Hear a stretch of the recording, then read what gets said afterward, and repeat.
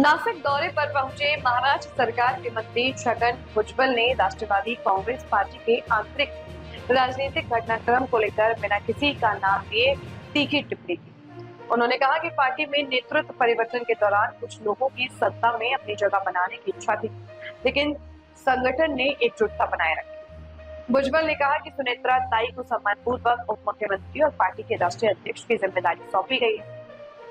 उनके अनुसार कोई भी व्यक्ति जन्म से सभी अनुभव लेकर नहीं आता, बल्कि शिक्षा, अनुभव और कार्य के माध्यम से नेतृत्व विकसित करता है। उन्होंने कहा कि सुनेत्रा ताई ने समय के साथ अपनी कार्यशैली और नेतृत्व क्षमता को मजबूत किया है। उन्होंने आगे कहा कि जब देश में महिलाओं के प्रतिनिधित्व और महिला आरक्षण की बात होती है, तब पार्टी में एक महिला नेतृत्वकर्ता का महत्वपूर्ण पद पर होना गर्व की बात है। उन्होंने कार्यकर्ताओं से अपील की कि वे आपके नेतृत्व को मजबूत करें और संगठन की एकजुटता बनाए रखें।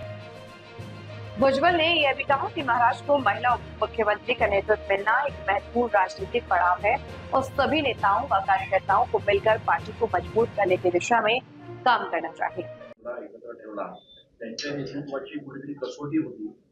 त्या नेतृत्वाच्या या कसोटीत खऱ्या ठरल्या असं वाटतंय तुम्हाला? सुनेत्राताई असं आहे ना की अशा जागा खाली झाल्या 27-27 की अनेकांना वाटतं की आपण काहीतरी करावं, मध्ये घुसावं वगैरे, परंतु पक्षाने तसं काही होऊ दिलं नाही आणि सुनेत्राताईंना अतिशय मानानं सन्मानानं पक्षाचे राष्ट्रीय अध्यक्ष आणि उपमुख्यमंत्री म्हणून त्या बसलेल्या आहेत.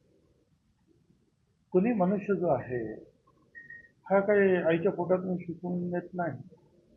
त्याला अनुभव, शिक्षण, इतर कसे वागतात हा सगळा याच्यातूनच जे आहे आपण शिकत जातो. सुनेत्राताई सुद्धा त्यांनी फार मोठी प्रगती केलेली आहे या कामामध्ये. सुरुवातीला तुम्हाला वाटलं असेल की त्या अडचण तसं काही नाही आहे. त्यांनी खूप चांगली प्रगती केली आणि यापुढे सुद्धा त्या प्रगती निश्चितपणे ते करत राहतील.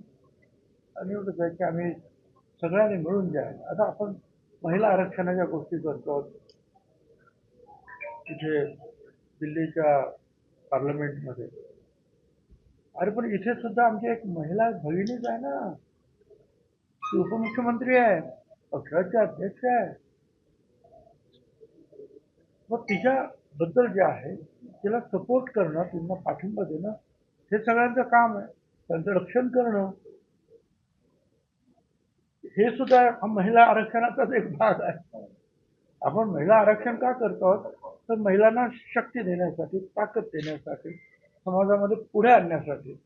आणि आज एक महिला जी आहे महाराष्ट्राची पहिली महिला उपमुख्यमंत्री होत असेल तर सगळ्यांनी त्याचा स्वीकार केलेला आहे, तर सपोर्ट करायला पाहिजे.